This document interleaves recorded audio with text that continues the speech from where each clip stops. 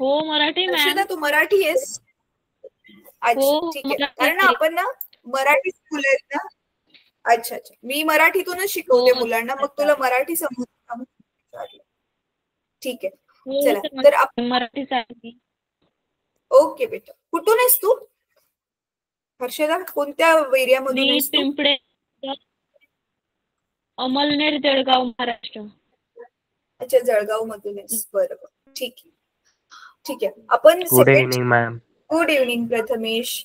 आज सत्यजित नाहीये? Good evening. No ma'am. Good evening बेटा.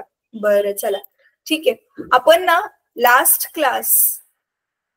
क्लास मध्ये मॅथमॅटिकल मेथड्सला कंटिन्यू करत होतो आणि एक मिनिट मी टेक्स्ट बुक शेअर करते तुमचं, मग आपण आज पुढचा भाग बघणार आहोत. हर्षदा तुझे जे क्लासेस मिस झालेत ना बेटा त्याच्या व्हिडिओज बघ. हो मॅम. हा त्याच्या व्हिडिओज बघ मग तुला समजेल. हो चला मी टेक्स्ट बुक शेअर करते आता. एक मिनिट. हा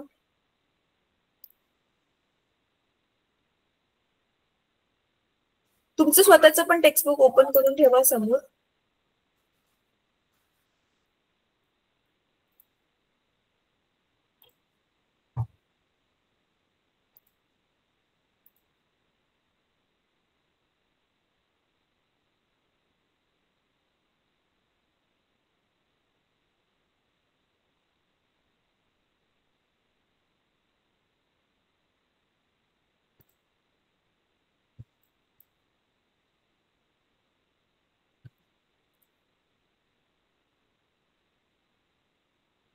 हा सेकंड चॅप्टर मॅथमॅटिकल मेथड्स. त्याच्यामध्ये आपण वेक्टर्स अनालायसिस, वेक्टर्सचे ऑपरेशन्स शिकतोय.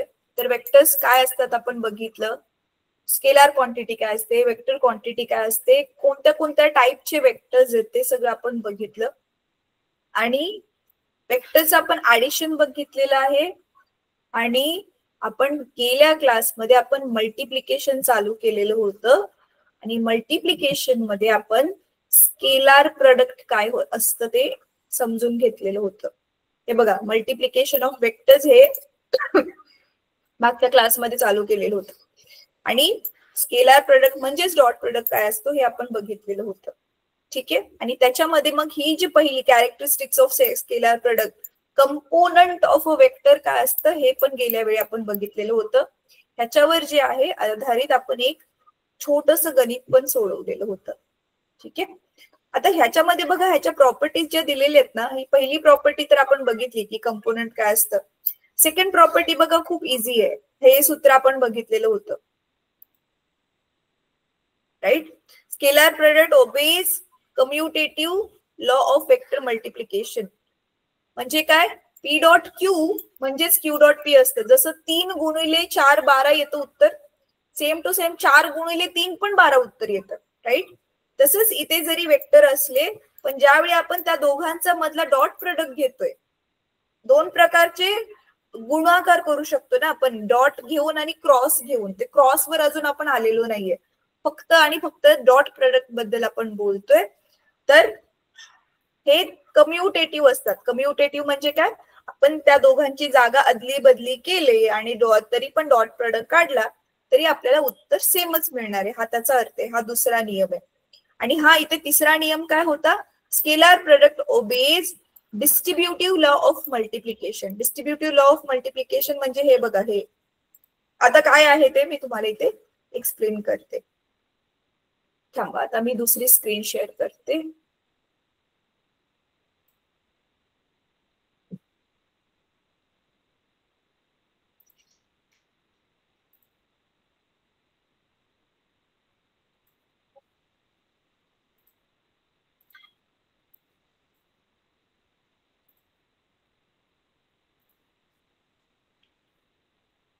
मधून मधून प्लीज तुम्ही मला रिस्पॉन्स पण द्या हा मुलांनो, नाहीतरी असं होईल की मी एकटीच बोलत चालले असं वाटेल.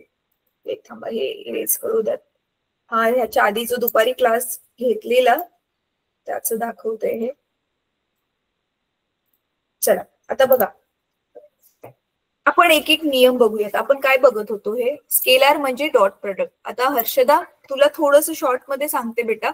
वेक्टर्स काय असतात, अशा फिजिकल क्वांटिटीज, अशा क्वांटिटीज ज्याला दिशा पण असते, बरोबर, मॅग्निट्यूड असतं आणि दिशा असते. जसं की आता हा माझ्याकडे टेबल आहे, त्याच्यावरती मी बल लावलेला आहे. बल म्हणजे फोर्स लावलेला आहे 50 न्यूटन, राईट.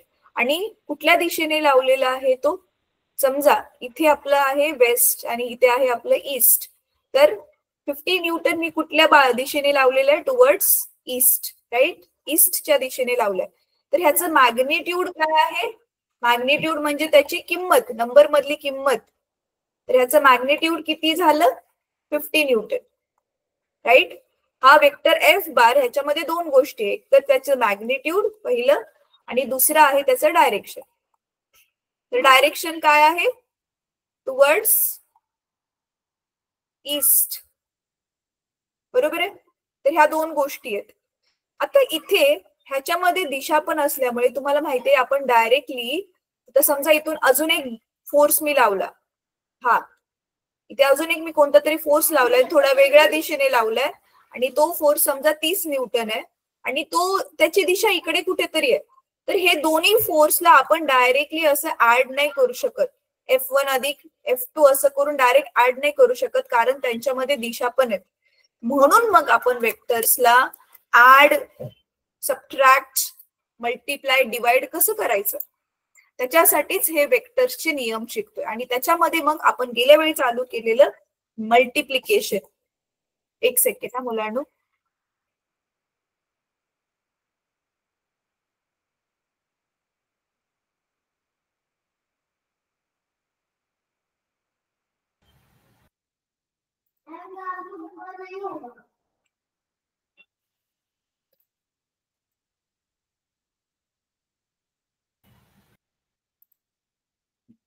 तो आता पुढे मग आज आपण काय म्हंटल, आपण घेतोय मल्टिप्लिकेशन, ठीक आहे. तर मल्टिप्लिकेशन मध्ये मग आपण काय बघतोय, समजा माझ्याकडे एक वेक्टर पी बार आहे आणि दुसरा वेक्टर आहे क्यू बार. तर ह्या दोघांना आपल्याला मल्टिप्लाय करायचंय. तर आपण त्याला डायरेक्ट गुणाकाराचं चिन्ह नाही टाकू शकत, ठीक आहे. तर दोन प्रकारचे आपण प्रोडक्ट्स घेऊ शकतो. ते कोणत्या दोन प्रकारचे प्रोडक्ट्स आहे, असं हे गुणाकाराचं चिन्ह डायरेक्टली न टाकता, पहिलं आहे त्या दोघांमध्ये आपण डॉट टाकतो, त्याला म्हणतो आपण डॉट प्रोडक्ट. आणि दुसरं त्या दोघांमध्ये गुणाकाराचं चिन्ह टाकतो, पण ह्याला आपण गुणाकार नाही म्हणत, ह्याला आपण म्हणतो क्रॉस. असं क्रॉस करतात ना, म्हणून ह्याला आपण म्हणतो क्रॉस प्रोडक्ट. तर हा आहे डॉट प्रोडक्ट, डॉट किंवा ह्याला स्केलर प्रोडक्ट पण म्हणतात. आणि ह्या आहे क्रॉस प्रोडक्ट, म्हणजे वेक्टर प्रोडक्ट पण ह्याला असं नाव दिलेलं आहे. तर गेल्या वेळी आपण हे बघितलं आणि त्याच्याच आता आपण एक एक करून काय बघणार आहे, त्याचे प्रॉपर्टीज, प्रॉपर्टीज म्हणजे गुणधर्म बघणार आहे. आता पहिला आपण काय बघितलेलं होतं, हा बघा कंपोनंट वाला हा पहिला गुणधर्म आपण बघितलेला होता. काय होता तो, हा वाला काय होता, P bar dot Q bar is equal to P Q cos theta. म्हणजेच आपण काय म्हणतोय, P bar dot Q bar हा ऍक्च्युली क्यू गुणिले component of P in the direction of Q. आता हे सगळं एक्झॅक्टली काय आहे हे मी गेल्या क्लासमध्ये खूप वेळ देऊन चांगलं एक्सप्लेन केलंय. तुम्ही बघितलं नसेल तर क्लासची रेकॉर्डिंग बघा, ठीक आहे. तर हा पहिली प्रॉपर्टी आपण केलेली आहे, ठीक आहे. तर पी डॉट क्यू, क्यू तसंच ठेवायचं आणि मग पी चा कंपोनंट क्यू वरती. त्याच्यानंतर आता सेकंड प्रॉपर्टी काय आहे, commutative law of vector multiplication. म्हणजे काय, जगा तर डिरेक्टली मी सेकंड लिहिते. कम्युटेटिव्ह लॉ ऑफ मल्टिप्लिकेशन म्हणजे काय, नॉर्मली गणितात बघा 3 गुणिले 4 गेलं तरी पण 12च येतं आणि 4 गुणिले 3 केलं तरी पण 12च येतं, बरोबर आहे. तसंच इथे तुम्ही पी डॉट क्यू करा किंवा क्यू डॉट पी करा, उत्तर सेमच येणार आहे. ह्याला म्हणतात कम्युटेटिव्ह लॉ ऑफ मल्टिप्लिकेशन. तिसरा होता डिस्ट्रीब्युटिव्ह लॉ. तुम्हाला आठवतोय मुलांनो, हा नियम तुम्हाला गणितामध्ये होता, बी गुणिले कंसामध्ये असं असेल, म्हणजे काय केले, फर्स्ट क्वांटिटी दुसऱ्या क्वांटिटी, दोन क्वांटिटीज ऍड केले. ह्याला तुम्ही कसं करू शकता, ह्याला तुम्ही डिस्ट्रीब्युटिव्ह मध्ये काय करू शकता, ए बी, आधी ए ने बी ला गुणलं आणि परत ए ने सी ला गुणलं, राईट. मग हे दोन्ही सेम सेम येतात, हे आपण बघितलेलं होतं. राईट. सेम वे बघा त्यांनी काय केलेलं आहे, हे P Q P dot Q आणि आर होतं इथे, तर पी डॉट आर ह्याला पण आपण ब्रॅकेट ओपन करून तसंच लिहू शकतो. म्हणजे तुमच्याकडे एक पी वेक्टर आहे, त्याचा डॉट प्रोडक्ट आहे दुसऱ्या दोन वेक्टरच्या ऍडिशन बरोबर, म्हणजे सम बरोबर. मग आपण काय करू शकतो, पहिल्या दोनचा डॉट प्रोडक्ट घेऊ शकतो आणि मग पहिल्याचा आणि तिसऱ्याचा पण डॉट प्रोडक्ट घेऊ शकतो. तर हे आपण डायरेक्ट कंस उघडून लिहू शकतो. हा आपला तिसरा नियम आहे. हे सगळे नियम आपण गणित सोडवताना वापरणार आहे म्हणून त्यांनी ते दिलेले आहेत. ठीक आहे. आणि चौथा नियम पण इझी आहे. Special cases of scalar product म्हणजे बघा, आता पी क्यू चा आपलं क्यू कॉस थिटा हे आहेच आहे.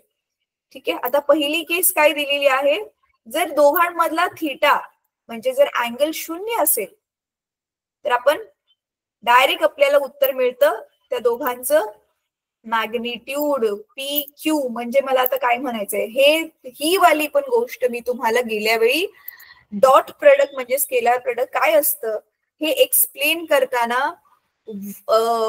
ह्याचं वर्कचं एक्झाम्पल घेऊन, वर्क आपलं कधी पॉझिटिव्ह असतं निगेटिव्ह असतं ते एक्सप्लेन केलेलं होतं बघा. तर बघा आता ह्याचा अर्थ काय आहे, चौथ्या नियमाचा अर्थ काय आहे की पी आणि क्यूचा डॉट प्रोडक्टचं आपलं P Q cos theta. P Q cos theta म्हणजे हे पी क्यू म्हणजे असतं नुसतं, म्हणजे हे काय असतं माहितीये मुलांना, हे नुसतं मॅग्निट्यूड असतं. मॅग्निट्यूड म्हणजे असं लिहितो आपण, म्हणजे हे मॅग्निट्यूड असतं. तर जसं की फॉर एक्झाम्पल ह्याचं मॅग्निट्यूड आपण कसं लिहिणार, एफ बार म्हणजेच एफ म्हणजे नुसती ह्याची किंमत, नंबरवाली किंमत फक्त, क्यू बार.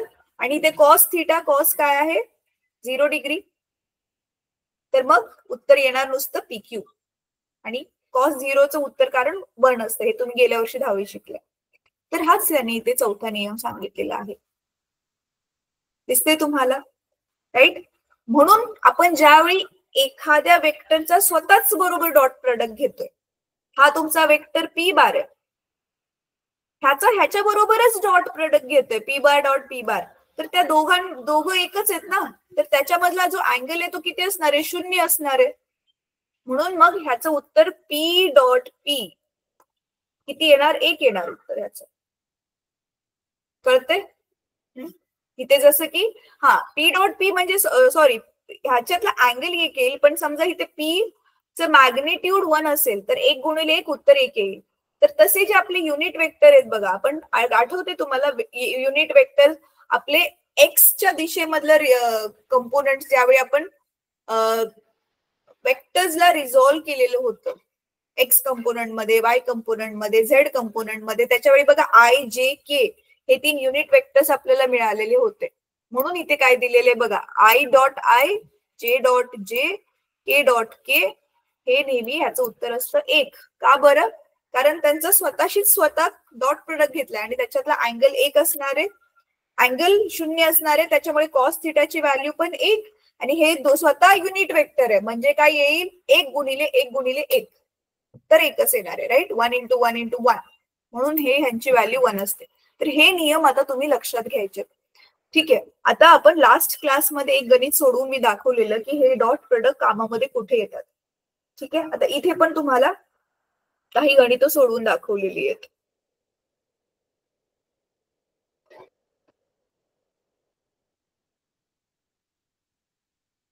हे बघा, हा पहिला नियम आपण बघितला, ह्या चौथ्याचा हा पहिला नियम बघितला. आता ह्या चौथ्या मधला दुसरा नियम आता इथे काय दिलेला आहे, एक आहे अँगल 0, दुसरा अँगल जर 180 डिग्री असेल तर तुम्हाला माहितीये मुलांना कॉस 180 ची व्हॅल्यू असते -1, म्हणून उत्तर काय येईल, वजा पी क्यू. आणि त्याच्यानंतर ना इथे थिटाची किंमत आहे 90, तर मग कॉस 90 काय असतं, 0. कॉस 90 ची व्हॅल्यू 0, म्हणून आन्सर तुमचं येईल 0. म्हणजे दोन वेक्टर एकमेकांना जर असे परपेंडिक्युलर असतील, एकमेकांना लंब असतील, तर त्याची किंमत काय येणार आहे, तुम्हाला नेहमी 0 येणार आहे. हे मी तुम्हाला ऑलरेडी एक्सप्लेन केले वर्क डन काढताना. मला वाटतंय हे लास्टच्या लास्ट क्लासमध्ये मी एक्सप्लेन केलेले, पण हे सगळं डिटेलमध्ये तुम्हाला ऑलरेडी एक्सप्लेन केलेलं आहे. 9वीला आठवते तुम्हाला धन वर्क म्हणजे पॉझिटिव्ह वर्क धन कार्य, ऋण कार्य, शून्य कार्य हे होत्या ना कन्सेप्ट, त्यावेळीच हे सगळं होतं. फक्त त्यावेळी त्यांनी असं डोक्यावर बार देऊन वगैरे केलेलं नव्हतं. ठीक आहे. आता पाचवं काय आहे, जर समजा हे तुमचे दोन्ही पण वेक्टर एकदम समान आहेत, दोन्ही वेक्टर एकदम समान आहेत. दोन वेक्टर कधी समान असतात, त्यांची किंमत पण सेम आहे आणि एकाच दिशेमध्ये ते काम करतात. मग त्यावेळी काय करायचं, म्हणून इथे काय दिलेलं आहे, तर म्हणून मग दोन्ही वेक्टर समान असतील तर पी डॉट क्यू ची किंमत आपल्याला एकतर पी चा वर्ग करा किंवा क्यू चा वर्ग करा अशी किंमत भेटते. हा आपला पाचवा नियम आहे. पण मग कशी भेटते ते त्यांनी इथे खाली बघा सगळं एक्सप्लेन केलेलं आहे. ठीक आहे. आता हे पण मी तुम्हाला सोडवून दाखवणार आहे की कसं त्याची किंमत जी आहे ती, हे बघा, त्याची किंमत पी चा वर्ग किंवा क्यू चा वर्ग कशी येते हे मी तुम्हाला तिथे एक्सप्लेन करून दाखवते. हा इथे हे दिसते.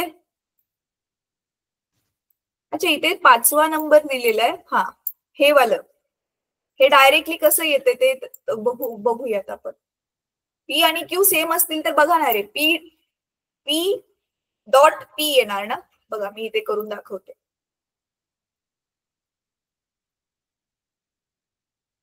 काय नियम आहे आपला,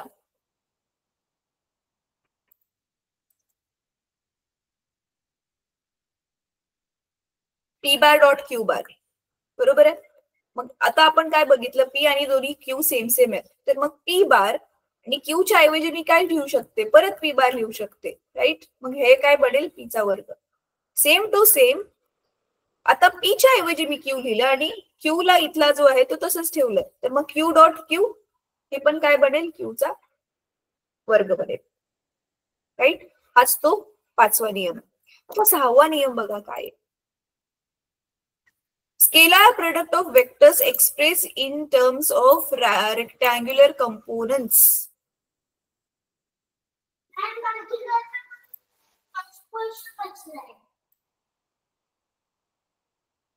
एक सेकंड ना मुलांनो.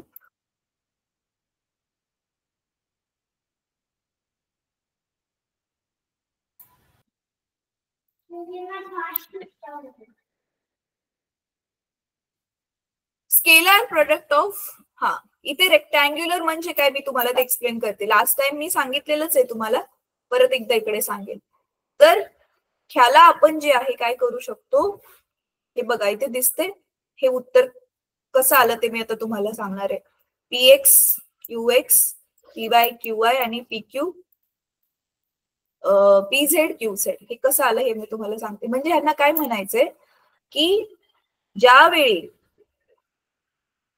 आपण डॉट प्रोडक्ट बद्दल बोलतोय ना, जर आपण इथे ह्या पी आणि क्यू चा डॉट प्रोडक्ट घेतोय, त्याच वेळी आपण त्यांचे जे कंपोनंट होते, गेल्या वेळी बघा आपण रिझोल्युशन ऑफ वेक्टर्स मध्ये बघितलेलं, तर पी चा एक्स कंपोनंट गुणिले क्यू चा एक्स कंपोनंट, परत म्हणजे त्याचा डॉट प्रोडक्ट, परत पी चा वाय कंपोनंट, क्यू चा वाय कंपोनंट आणि पी चा झेड कंपोनंट आणि क्यू चा झेड कंपोनंट, अशा तिघांचं हे कॉम्बिनेशन आपण ह्याला दाखवू शकतो. आता इथे रेक्टँग्युलर कोऑर्डिनेट सिस्टीम म्हणजे तेच. आठवते तुम्हाला आपल्याकडे 3 ऍक्सिस असतात, हे बघा. एक मिनिट,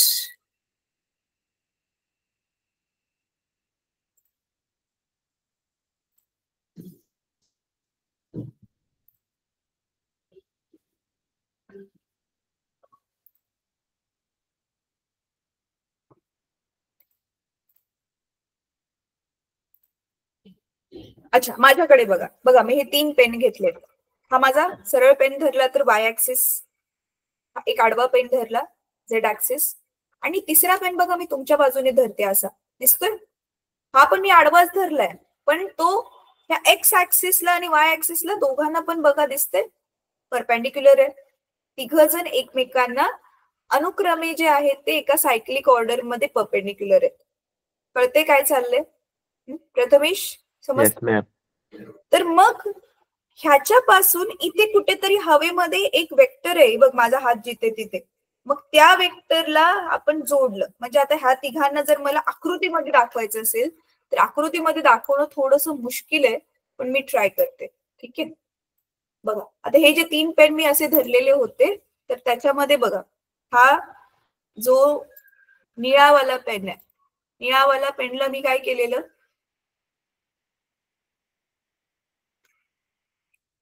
हे असं सरळ उभं केलेलं, राईट. परत हा पर्पल वाला पेनला मी असं केलेलं, आणि नंतर हा ग्रीन वाला पेनला मी असं तिघांना, कळतंय.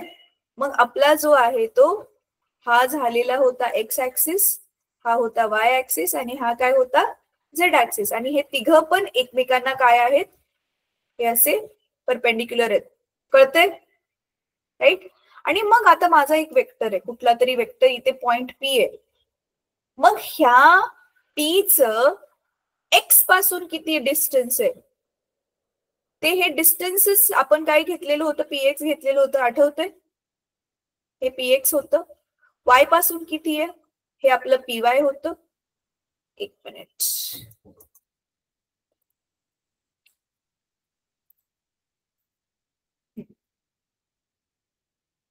वाय पासून मग हे वालं, हे किती आहे ते पीवाय होतं.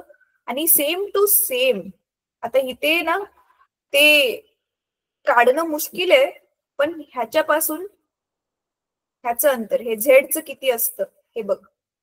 तर हे आपलं काय असतं, इथे ज्याला कट होतोय हे एवढं त्याचं जे अंतर येते हे काय असतं, मग पी झेड असतं, राईट. सेम आता समजा दुसरा वेक्टर क्यू आपण इकडे कुठेतरी घेतला, इथे कुठेतरी क्यू घेतला, मग परत सेम टू सेम त्या क्यूचं एक्स पासूनचं अंतर, क्यूचं वाय पासूनचं अंतर आणि क्यूचं झेड पासूनचं अंतर.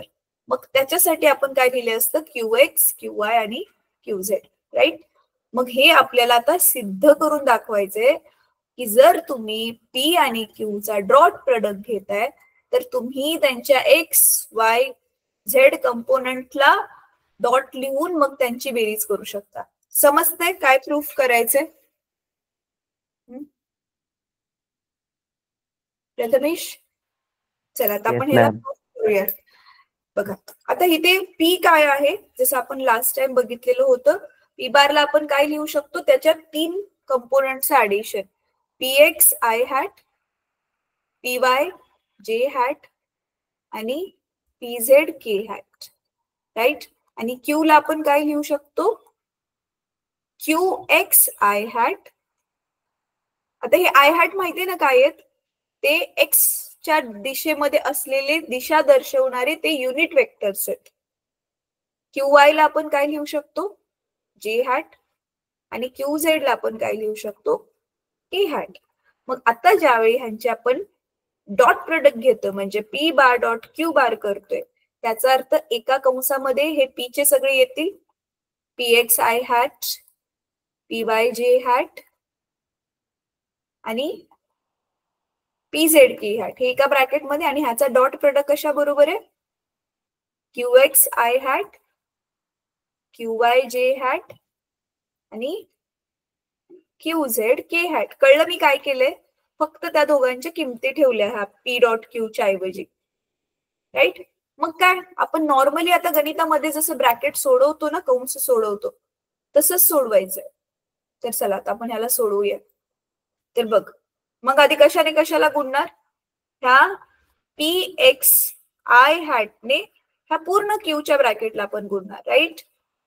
Q x i, Q y j आणि क्यू झेड के. एक सेकंड, इथे जरा जास्त, क्यू झेड के. परत सेम पी वाय जे ने आपण परत क्यूच्या सगळ्या ब्रॅकेटला गुणणार. कळते ना, हे तर नॉर्मल गणित आहे ना प्रथमेश. आणि क्यू झेड के. परत लास्ट वाला टर्म सांग, मी काय लिहू आता, तू सांग मला लास्टला काय लिहिणार. मग मी आता पी एक्स ने झालं गुणून, पी वाय ने झालं, इथे पी एक्स ने झालं, पी वाय ने झालं, आता इथे पी झेड के आणि आतमध्ये सगळ्याला Q x i Q y j आणि क्यू झेड के. हा आता ह्याला ओपन केल्यावर बघ खूप मोठं आन्सर बनते, पण ते खूप इझी वालं बनते. नीट बघ बेटा, एकेकाला आता ओपन करायचं. सांग बर, आता ह्या दोघांना बघ, ह्याला मल्टिप्लाय करणार, परत ह्याला करणार. जसं आपण नॉर्मल गणितामध्ये कंस सोडवायचो ना, ओपन करायचो तसं. तर मग आपल्याकडे काय येणार, आता आपण आधी एक्स एक्स ला जवळ जवळ ठेवूया. मग आपल्याकडे पहिला टर्म काय येणार, पी एक्स क्यू एक्स आणि आय डॉट आय, बरोबर. ह्या दोघांना गुणल्यावरती P x Q x i dot i. परत नीट बघ, परत काय येणार, पी एक्स क्यू वाय आणि आय डॉट जे. आणि परत येणार P x Q z i dot k, बरोबर. पी एक्स साठी मग 3 भेटले. तसेच सेम वे आपल्याला पी वाय साठी भेटतील आणि पी झेड साठी भेटतील. तर त्याच्यामध्ये ना प्रथमेश इथे जिथे पण आय डॉट जे येते, आय डॉट के येते बघ, आय डॉट जे जिथे येईल, परत जे डॉट आय पण काही ठिकाणी येईल. म्हणजे आय जे, जे के आणि के आय असे जिथे पण भेटतील त्या सगळ्यांची उत्तरं 0 बनतील. का बरं, कारण माहितीये ना आपल्याला बघ, हे आय जे के एकमेकांना काय आहेत, 90 अंश आहेत. आणि कॉस थिटाची व्हॅल्यू, कॉस 90 ची व्हॅल्यू 0 आहे. त्याच्यामुळे सगळेच्या सगळे बाकीचे टर्म्स बघ इथे दाखवते मी, हे दिसते, हे बघ आता ह्यांनी इथे सोडवलेलं आहे. हे बघ I dot I P x आलं, तर इथे जिथे आय जे आहे, इथे आय के आहे बघ, हे सगळे, हे पूर्ण ब्रॅकेट हा वाला जो मी लिहिलेला ना तोच इथे यांनी सोडवून दाखवलाय पूर्ण. तर ह्याच्यामध्ये बघ, जिथे आय आय जे जे आणि के के आलं त्याची किंमत 1 होईल, आणि जिथे आय जे आलं, जे के आलं, के आय आलं त्याची किंमत 0 होईल, कारण कॉस 90 अंशाची व्हॅल्यू 0 असते. म्हणून ते सगळेच्या सगळे टर्म 0 बनतात. आणि आपल्याकडे फक्त काय राहतं बघ, पी एक्स क्यू एक्स, बाकी हा दुसरा आणि त्याच्या बरोबर तिसरा होता तो 0 झाला. परत इथे हा वाला टर्म, पहिला टर्म काय, इथला वाला टर्म काय येईल माहितीये, Q Y P Y into Q x, तो पण इथे 0 बनेल, हा पण 0 बनेल. म्हणजे 3च फक्त टर्म्स आपल्याकडे शिल्लक राहतात, बाकीचे सगळेच 0 होतात. म्हणून हे जे उरलेले ते P x Q x, P Y Q y आणि पी झेड क्यू झेड. आणि ह्याच्यामध्ये ब्रॅकेटमध्ये 1 गुणिले 1 1 1 येतो, तर 1 ने गुणल्यावर तीच संख्या राहणार आहे. आता हे वाला जे गणित आहे ना ते तुला स्वतःला पुढे उरलेलं सॉल्व्ह करायचंय. सिम्पल मॅथ्स आहे. जसं आता मी इथे थोडस करून दाखवलेलंच आहे ऑलरेडी. ह्या पी एक्स ने ह्या पूर्ण पहिल्या ब्रॅकेटला गुणल्यावर हे येतं, पी वाय ने ह्या पूर्ण दुसऱ्या ब्रॅकेटला गुणल्यावर काय येतंय, आणि पी झेड ने गुणल्यावर काय येतंय, हे तू स्वतःहून आता सोडवून ट्राय कर. ठीक आहे, तर आता पुढे जाऊयात. मग हा आपली कितवी प्रॉपर्टी झाली, ही आपली झाली मला वाटते 6वी प्रॉपर्टी झाली. हो, तर ही आपली 6वी गुणधर्म झाला डॉट प्रोडक्टचा. आता 7वा गुणधर्म काय आहे, जर ए डॉट बी असेल आणि ए डॉट सी असेल, बघा ए आणि बी पहिले 2 वेक्टर आहेत त्याचा डॉट प्रोडक्ट, आणि पहिला आणि तिसराच कुठला तरी भलतात सी वाला वेक्टर आहे त्याचा डॉट प्रोडक्ट, पण दोघांची उत्तर एकदम जर सेम सेम येत असतील, पण ए 0 नाहीये हे आपल्याला माहितीये, तर आपण काय लिहू शकतो डायरेक्ट, मग ए कट करून बी आणि सी नक्की सेम असतील असं आपण ह्याला लिहू शकतो.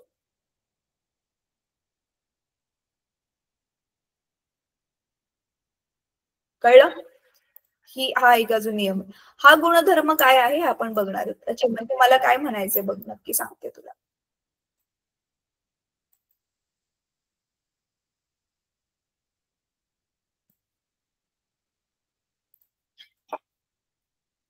काय सांगितलंय, हे सपोज हा ए वेक्टर आहे, इथे कुठला तरी बी वेक्टर आहे, आणि इथे हा तिसरा सी वेक्टर आहे, कळते.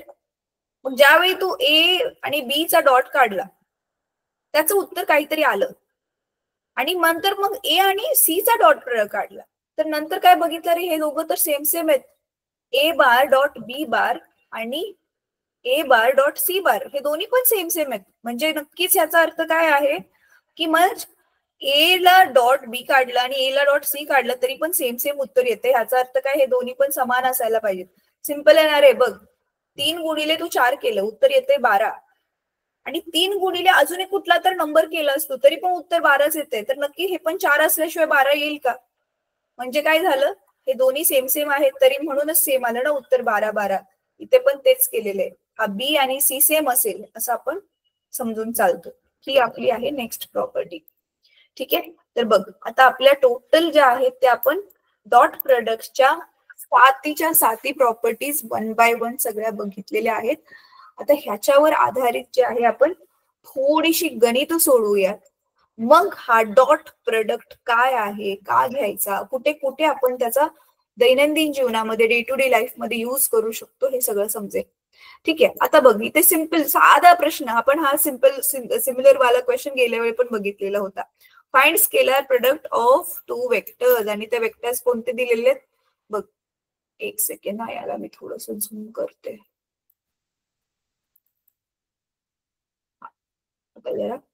काय दिलेले, एक आहे V1 I hat plus 2J hat plus 3K hat. आणि V2 काय दिलेलं आहे 3I hat plus 4J hat minus 5K hat. आणि ह्याचं काय काढायचं आपल्याला, स्केलर प्रोडक्ट काढायचंय, म्हणजेच आपल्याला डॉट प्रोडक्ट काढायचंय. ठीक आहे. आता ह्याच्यामध्ये इथे क्विकली बघूयात, नंतर मी स्वतः सोडून दाखवते. म्हणजे काय काढायचं आपल्याला, VI डॉट VI बार डॉट V2 बार, दोघांचं P बार डॉट Q बार मगाशी जसं काढलेलं होतं तसंच. तर पहिल्या ब्रॅकेटमध्ये ही V1 ची किंमत ठेवली पहिल्या ब्रॅकेटमध्ये, V2 ची किंमत ठेवली दुसऱ्या ब्रॅकेटमध्ये, राईट. आणि मग हे आता तू बघशील हे 1 into 3 2 into 4 हे कसं आलं डायरेक्टली, आणि हे -4 कसं आलं, हे त्यांनी जे आहे काय केलेलं आहे, आपण ह्याच्यासाठी नीट बघितलेलं आठवतं ह्याचं सूत्र काय आलेलं होतं. सूत्र हे आपण सोडवलेलं आहे ऑलरेडी, बघ मी करून दाखवते आता तुला. इथे आपले तोच आता थोड्या वेळा आधी आपण गुणधर्म जो बघितलेला होता तोच वापरायचा. कोणता गुणधर्म आता आपण बघितलेला होता की समजा माझ्याकडे P बार आणि Q बार आहे, तर आपण ह्याला कसं लिहू शकतो, PX गुणिले PY, सॉरी PX गुणिले QX अधिक PY गुणिले QY आणि PZ गुणिले QZ, बरोबर आहे. त्याचेच X, Y आणि Z कंपोनंट आता शिकलो ना आपण, हा वाला नियम, हा वाला गुणधर्म, तोच आपण डायरेक्टली इथे काढू शकतो, म्हणजे वापरू शकतो. बघ हा वाला आता जो शिकलेलो आपण, हा वाला दिसतोय. तर इथे तेच काढायचंय. दोन स्केलर प्रोडक्टचा काय काढायचं आपल्याला, दोन वेक्टर्स आपल्याला डॉट प्रोडक्ट काढायचं आहे. I1 2 3 3 4 5. तर आपल्याला V1 काय दिलेलं आहे, I hat 2J hat आणि 3K hat. आणि V2 काय दिलेलं आहे,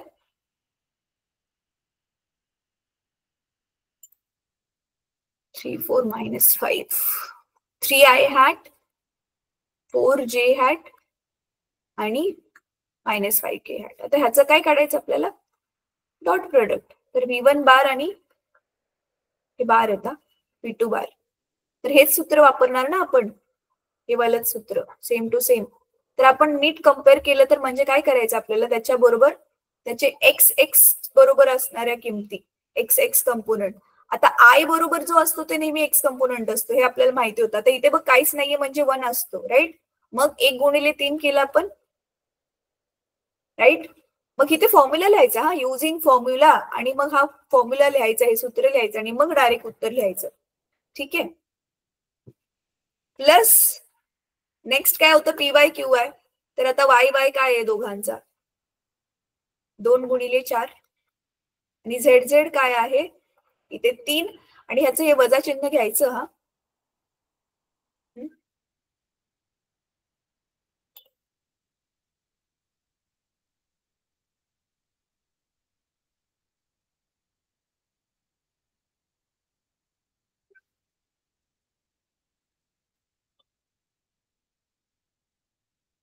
एक मिनिट, मी कुठे मिस केलं ते गणित. हा हे बघ इथे -5 आहे ना, राईट. तर हे आपल्याला चिन्ह तर डेफिनेटली घ्यावं लागतं, दिसते -5, ते मायनसचं चिन्ह घ्यायचंय आपण. ठीक आहे. तर इथे -5 वजा 5, तर 1 गुणिले 3 3, बेचोक 8 आणि अधिक गुणिले वजा वजा 3 5 15, राईट. मग ह्याला सॉल्व्ह केल्यावर 3 आणि 8 11 वजा 15. मग दोघं चिन्ह बघा वेगवेगळे आहेत, माहितीये ना. वेगवेगळी चिन्ह असल्यावर आपण वजाबाकी करतो पण चिन्ह मोठ्या संख्येचं देतो. तर 14 मधून 11 गेले 4 आणि वजा चिन्ह 15चं जे मोठ्या संख्येचं चिन्ह वजा. झालं, इझी. बघ आलं आपलं उत्तर इथे. आणि बाकी खाली हे 1 आणि हे 0, तसं हे नाही लिहिलं तरी चालेल कारण आपण डायरेक्टली सूत्र वापरून काढलेलंच आहे ते. सूत्र लिहिलं तरी चालेल. तर इथे आपला जो आहे तो डॉट प्रोडक्ट वाला जो टॉपिक आहे तो संपतोय. अच्छा, आता प्रथमेश, आर यू देअर? आहेस बेटा? Yes ma'am. प्लीज एक काम करशील का, असंच सेम टू सेम गणित मी तुला आता सोडवायला देते. आपला क्लास संपल्यावर ते सोडवायला तुला फक्त 5 काय 2-3च मिनिटं लागतील. तर ते सोडवून त्याचा प्लीज फोटो टाकशील ग्रुपमध्ये, मी लगेच चेक करेल. ठीक आहे. हा बघ, आता तुला काय करायचंय, हे जे गणित आहे ना तुझं पुस्तकामधलं सिमिलर तसंच मी तुला आता गणित देते. लिहून घे हवं तर. फाइंड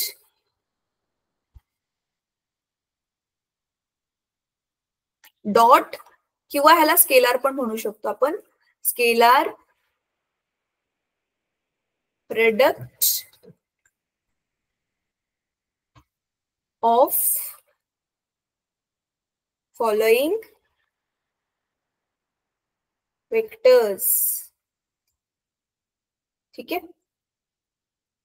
तर बघ, पहिलं गणित ह्याच्यामध्ये पहिला 2 गणित देते. हा पहिलं, आता समज पी बार किती आहे, 2i hat 3j hat plus 4k hat, ही पी ची किंमत आहे. आणि क्यू फक्त i hat minus 2j hat minus 3k hat.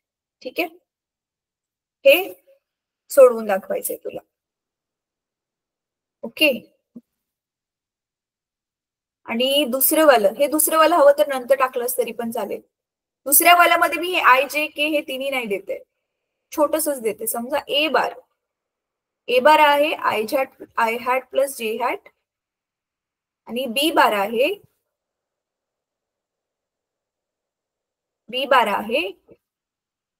3j hat plus 4i hat.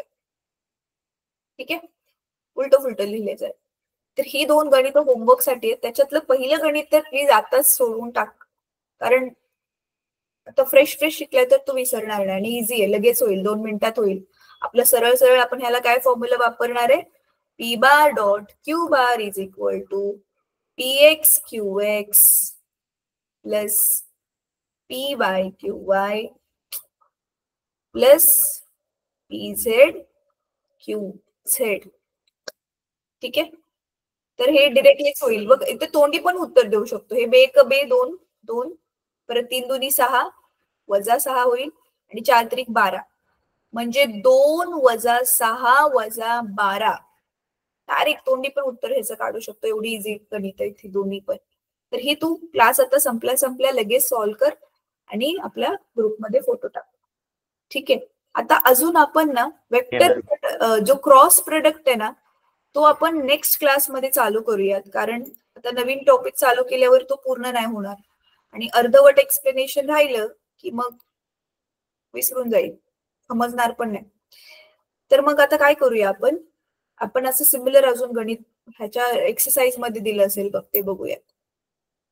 तर हे वेक्टर प्रोडक्ट और क्रॉस प्रोडक्ट हे आपण उद्या बघूयात. ठीक आहे. Yes ma'am. हा थांब, आपण ना आता एक्झाम्पल मध्ये अजून बघूयात. हे डॉट प्रोडक्टचं अजून एक्झाम्पल बघूयात.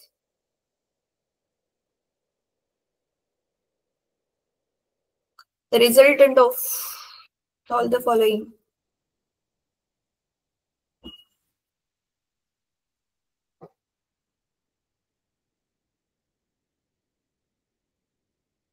हा हे बघ, हे वाला गणित बघ बेटा. शो दॅट वेक्टर्स ए बार आणि ह्या वाला आर पॅरलल. पॅरलल म्हणजे काय बर, त्या दोघांमधला जो अँगल आहे थीटा आहे तो किती असेल? एकाच दिशेमध्ये त्याचा अर्थ काय असेल? पॅरलल म्हणजे काय? तो अँगल किती बनेल? थीटा 0 बनेल, बरोबर ना? थीटा 0 बनल्यामुळे मग आपण ह्यावेळी ह्या दोघांचं ज्यावेळी आपण त्याचं हे काढू, काय म्हणतात, त्याचा डॉट प्रोडक्ट काढू. डॉट प्रोडक्ट काढल्यानंतर ना मग त्याची जी किंमत येते ती किंमत त्याची मगाशी जी आपण ही प्रॉपर्टी बघितलेली होती ना, बघ कुठल्या पण आपलं काय नॉर्मल सूत्र काय आपलं, पी डॉट पी बार क्यू बार असेल तर आपण काय करतो, ह्याचं मॅग्निट्यूड आणि ह्याचं मॅग्निट्यूड आणि असतो आपला कॉस थीटा. आता हे दोघं पॅरलल आहेत म्हणजे एकाच दिशेत आहेत, ह्याचा अर्थ त्यांच्या मधला जो थीटा आहे तो थीटा किती असणार आहे? 0, बरोबर आहे. म्हणून मग पी डॉट क्यू हे कॉस थीटाची किंमत काय झाली? कॉस थीटाची किंमत कॉस 0 म्हणजे 1 झाली. म्हणजे आपल्याला ह्याचं उत्तर मिळणार आहे नुसतं पी क्यू ह्या दोघांना गुणल्यावरती. तर आता ते आपल्याला इथे शो करायचंय. तर काय करणार आपण? त्याला नॉर्मली जे आहे आपण त्याला गुणलं की आपल्याला त्याची किंमत जी मिळते, बघ एक तर आपण कसं काढू शकतो आठवतंय? आपण मॅग्निट्यूड काढण्यासाठी आपलं काय सूत्र होतं? हा जो रिझल्टंट होता कोणत्या पण वेक्टरचं स्वतःचं जे मॅग्निट्यूड, हे पी बार आहे, पी बारचं आपल्याला फक्त काय पाहिजे? त्याची नंबर मधली किंमत पाहिजे. तर त्याच्यासाठी काय होतं सूत्र आठवते का? आपण वर्गमुळामध्ये त्यांचे जे एक्स कंपोनंट, वाय कंपोनंट आणि झेड कंपोनंट त्याचे स्क्वेअर केलेले होते, आठवते हे? एक मिनिट मागे जाऊयात. एक गणित आपण बघितलेलं होतं, फक्त त्याचं मॅग्निट्यूड म्हणजे फक्त दिशा सोडून त्याची जर आपल्याला नंबरवाली किंमत पाहिजे तर आपण एक गणित सोडवलेलं होतं.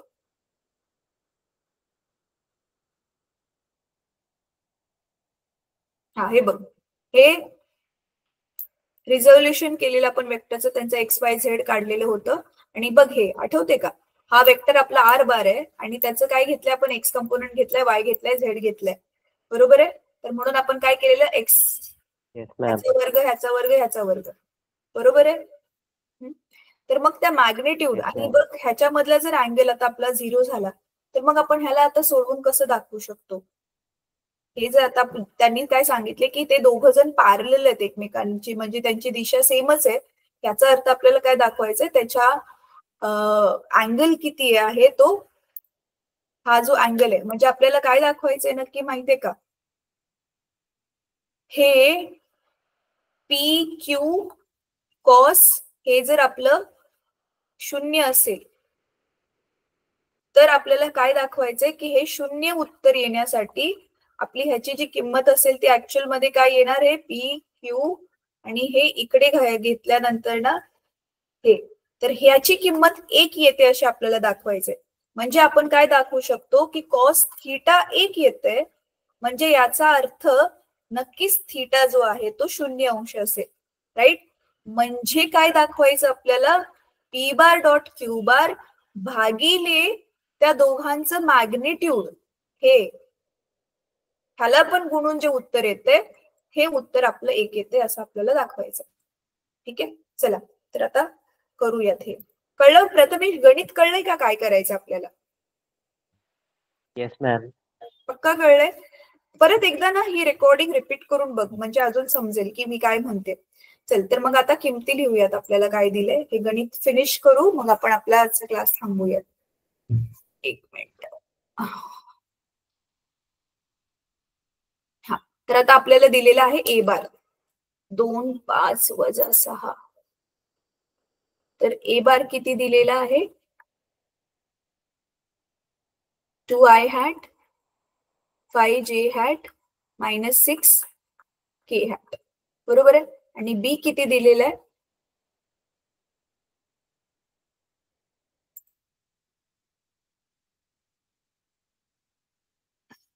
1 5/2 -3 1i hat, इथे काहीच नाहीये म्हणजे 1 असतो, राईट. 5/2 j hat आणि -3 होता ना, येस, -3k hat. राईट. तर आता आपल्याला काय प्रूफ करायचंय, हा कॉस थीटा म्हणजेच ह्याची किंमत 1 यायला पाहिजे. म्हणजे काय यायला पाहिजे, ए बार डॉट बी बार आपण केलं भागिले आपण ह्यांचं इंडिव्हिज्युअल मॅग्निट्यूड काढलं तर आपला आन्सर 1 यायला पाहिजे. तर चला आधी आपण ए बार डॉट बी बार काढूया. आता ए बार डॉट बी बार साठी आताच आपण फॉर्म्युला बघितला ना, काय होता आपला formula, B bar dot Q बारचा px qx अधिक py qy अधिक pz qz, राईट. हाच वाला फॉर्म्युला. म्हणजे आपल्याला काय करायचंय, आय वाल्यांना गुणायचंय, मग 2 गुणिले 1. परत जे वाल्यांना गुणायचंय, जे काय आहे 5/2, 5 आणि 5/2. आणि परत के वाल्यांना गुणायचंय. आता इथे दोघं पण मायनस येतात, तर मग इथे बेरजेचं चिन्ह टाकून इथे कंसामध्ये -6 इंटू -3. तर ह्याला ना मोठा कंस टाकूया आणि मग हे मायनस साइन वाल्यांना छोटा कंस टाकूया तसं, राईट. मग काय येईल उत्तर, म्हणून मग ए बार डॉट बी बार आपलं काय येईल, 3 बे गुणिले 2 इंटू 1 2 आणि इथे प्लस हे 5 5 25 भागिले 2 आणि इथे 6 त्रिक 18 आणि वजा वजा काय होईल ते अधिक होईल, राईट. आता काय करू शकतो आपण, क्रॉस मल्टिप्लाय.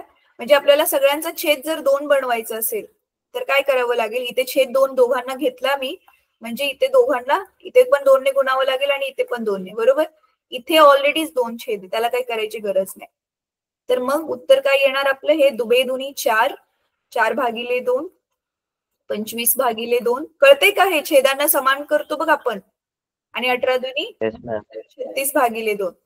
मग आपलं उत्तर काय येईल, सांग बर पटकन आता बेरीज करून वरती. 4 अधिक 25 अधिक 35 किती आलं. मग हे ए बार डॉट बी बारची आपल्याला किंमत मिळेल 25 25 50 60 60 आणि 4 64 ना. 64. हा 64/2 64 च्या अर्धा 32. तर आलं याचं 32. त्याला आपण इक्वेशन नंबर 1 नाव देऊया. तर बघ आता हे मिळालं आपल्याला, हे मिळालं 32. म्हणजे ह्याचा अर्थ काय, खालचं पण उत्तर आपल्याला तर 32 मिळायला पाहिजे, बरोबर आहे. मग ते 32 भागिले 32 उत्तर येईल 1. तर चला आता इंडिव्हिज्युअल, आता ह्याचं मॅग्निट्यूड काढायचं आपल्याला. ए बारचं मॅग्निट्यूड म्हणजे फक्त नंबर मधली किंमत. तर आता आपल्याला ऑलरेडी माहितीये की त्याचं काय करायचंय, 2चा वर्ग अधिक 5चा वर्ग है ना, त्यांचा वर्ग करायचा ना, RX चा वर्ग RY चा वर्ग. तर 5चा वर्ग आणि वजा 6चा वर्ग. सेम आता ह्याला काढ, पटकन काढ ह्याला प्रथमेश आणि सांग. आणि बी बार साठी पण तसंच, त्याच्या आय जे आणि के बरोबरच्या ज्या किमती आहेत त्यांचा वर्ग करायचा वर्गमुळामध्ये. तर 1चा वर्ग अधिक 5/2चा वर्ग अधिक वजा 3चा वर्ग. चल कर आणि सांग मला किती येते उत्तर.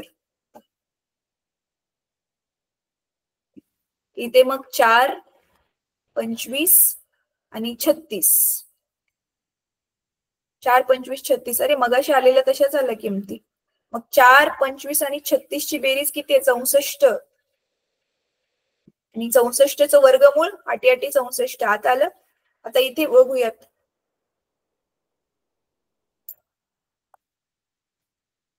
इथे काय येणार आहे, 1 अधिक 25 भागिले 4 आणि इथे 6 3चा वर्ग 9, बरोबर आहे. परत आता इथे छेदांना समान 4 बनवावं लागेल, राईट. तर इथे मग 4 ने गुणावं लागेल आणि इथे ह्याला पण 4 ने गुणावं लागेल. मग काय येणार वर्गमुळामध्ये, 4 1 4 भागिले 4 25 भागिले 4 आणि 9 भागिले 9 चौक 36 भागिले 4. मग 4 कॉमन आणि वर्गमुळामध्ये मग 4 25 आणि हे सेमच नंबर आले बघ, 4 25 आणि 36. 4 25 आणि 36, बरोबर आहे. मग ह्याचं इथे लिहिते आता मी. मग वर्गमुळामध्ये 64 भागिले 4 आणि वर्गमूळ आता काढून टाकूया आपण. 64चा वर्गमूळ 8 या 64 आणि 4चं वर्गमूळ 2. तर उत्तर काय आलं? 4 बे 1 बे 8. तर उत्तर बघ आलं 4. राईट. ह्याचं उत्तर आलं 8 आणि ह्याचं उत्तर आलं 4. म्हणजेच आता आपल्याला ह्या सूत्रामध्ये जर आपण ठेवलं तर बघ ना काय हवं होतं आपल्याला. ह्या थांब.